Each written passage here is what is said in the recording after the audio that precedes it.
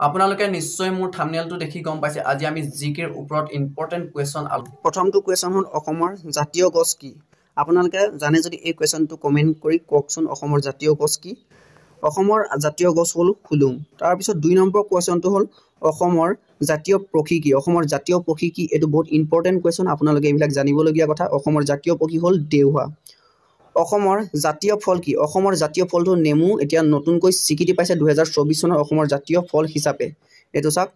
কাজি নেমু জাতীয় ফল হিচাপে স্বীকৃতি পাইছে নেমু গতিকতে আপোনালোকে এই কোৱেশ্চনটো জানে নে নেজানে কমেন্ট কৰি জনাবচোন নতুনকৈ স্বীকৃতি পোৱাৰ পিছত 4 নম্বৰ কোৱেশ্চনটো হ'ল অসমৰ ৰাজ্যিক ফুল কি অসমৰ ৰাজ্যিক ফুল হ'ল এটো চাই লওক আপোনালোকে কপৌ ফুল আৰু 5 নম্বৰ কোৱেশ্চনটো হ'ল ভাৰতৰ ৰাষ্ট্ৰীয় জন্তু কি ভাৰতৰ ৰাষ্ট্ৰীয় জন্তু হ'ল ঢেকিয়া ফুটুকিয়া বাঘ 6 নম্বৰটো হ'ল ভিডিওটো যদি সম্পূৰ্ণকৈ চাব বিচাৰিছে মোৰ ইউটিউব চেনেলত মই কমেন্টত এই লিংকটো দি দিম মনটো ঠেঙাল